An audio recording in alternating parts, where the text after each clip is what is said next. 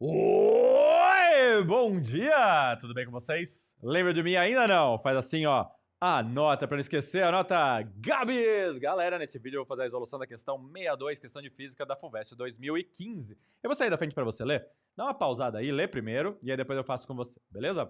Aproveite esse momento que você tá pausado, se você já é inscrito no canal e confia no meu trabalho, deixa um likezão agora, porque eu sei que você esquece depois, e deixa um recadinho pra eu ficar feliz que você viu meu vídeo, tá bom? Vamos lá, pessoas! Em uma aula de laboratório de física para estudar propriedades de cargas elétricas, foi realizado um experimento em que pequenas esferas eletrizadas são injetadas na parte superior de uma câmara em vácuo, onde há um campo elétrico uniforme na mesma direção e sentido da aceleração local da gravidade.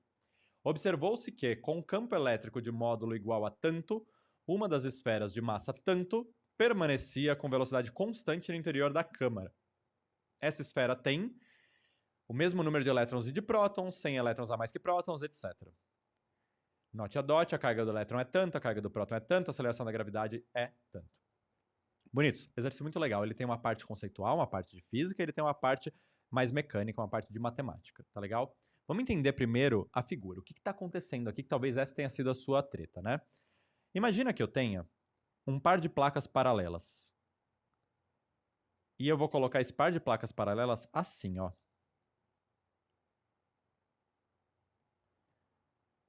Esse par de placas paralelas está gerando um campo elétrico que o enunciado disse que tem mesma direção e sentido da gravidade local. Ó. Se a gravidade local é para baixo,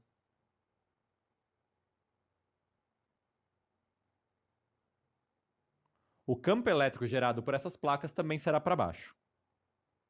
Vou colocar de outra cor, fazer de azul aqui o campo elétrico. Beleza? Se o campo elétrico é para baixo, é como se fosse um par de placas paralelas em que a placa de cima está carregada positivamente e a placa de baixo está carregada negativamente. Tá legal? Lembrando que o campo elétrico sai do mais e chega no menos. Ok? Bom, se eu jogar uma partícula aqui no meio, essa partícula vai ficar sujeita a duas forças. Uma força gravitacional, apontando para baixo, que é a força peso. Quem que está gerando essa força? O campo gravitacional da Terra. E a outra força a qual essa partícula estará submetida tem que ser para cima.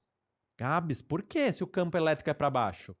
Ela tem que ser para cima porque o enunciado fala que a partícula permanecia com velocidade constante, ou seja, inércia. Ela está inerte. Para que a partícula esteja inerte, ela precisa que a resultante das forças que agem sobre ela seja zero. Se só tem duas forças agindo sobre ela, o peso e a força elétrica, então essas duas forças têm que se anular. A força elétrica tem que ser para cima, com o mesmo módulo da força peso ainda por cima. Mas, Gabs, como que a força elétrica pode ser para cima se o campo elétrico é para baixo? Você que me diga. Como é que a força elétrica pode ser para cima se o campo elétrico é para baixo? Se a partícula estiver com carga negativa. Uma partícula com carga negativa se atrai com os positivos e se repele dos negativos, concorda? Então a força que age sobre ela é contrária ao campo elétrico. Primeira coisa que a gente acabou de descobrir só por esse conceito físico. A gente descobriu que essa carga, que a carga total dessa partícula, desse corpo, é negativa. Tá legal? E se a carga é negativa, significa que ela tem excesso de elétrons. Ela tem mais elétrons do que prótons. Isso já é o suficiente para eliminar algumas alternativas. Olha só, item A, o mesmo número de elétrons e prótons está fora. Item B, 100 elétrons a mais? Pode ser. 100 elétrons a menos? Não. 2.000 elétrons a mais? Pode ser. 2.000 elétrons a menos? Não. Então a gente já sabe que ou é a B ou é a D. O que difere uma da outra? A quantidade de elétrons a mais, beleza? Para descobrir a quantidade de elétrons a mais, eu preciso saber qual é a quantidade de carga que essa partícula possui, tá bom?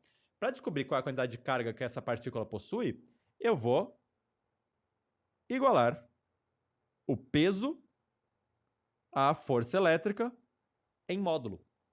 O peso é massa vezes gravidade. Eu tenho os dois. Eu tenho a massa e tenho a gravidade. E a força elétrica é K... Opa, não preciso da fórmula completa, né? Eu tenho o campo elétrico, beleza? Então eu posso dizer que a força elétrica é campo elétrico vezes carga. Eu sei a massa, sei a gravidade e sei o campo elétrico. Aí eu descubro a carga. Beleza? Tudo está no sistema internacional, ó, volt por metro, quilograma, coulombs, metro por segundo ao quadrado. Então não preciso me preocupar com as unidades de medida. Vamos substituir tudo bonitinho. Massa, 3,2 vezes 10 elevado a menos 15. Gravidade, 10. Campo elétrico, 2 vezes 10 elevado ao cubo, volt por metro, vezes a quantidade de carga. Tá bom? Aqui ele colocou na unidade de medida volt por metro. Essa é uma unidade de medida de campo elétrico. Uma outra unidade de medida de campo elétrico seria newton por coulomb. Tá bom? São duas unidades diferentes que, na verdade, representam a mesma coisa. Agora é só fazer essa conta. Dá para dividir aqui o 3,2 por 2. Vai dar 1,6. 10 elevado ao cubo, quando passa para lá, fica 10 elevado a menos 3. Com 10 elevado a menos 15, dá 10 elevado a menos 18. Vezes 10 dá 10 elevado a menos 17. E, portanto, a carga é 1,6 vezes 10 elevado a menos 17. Essa carga aqui está em módulo, beleza, pessoas? A gente sabe que essa carga é negativa. Mas isso que eu estou encontrando aqui é o módulo da carga elétrica.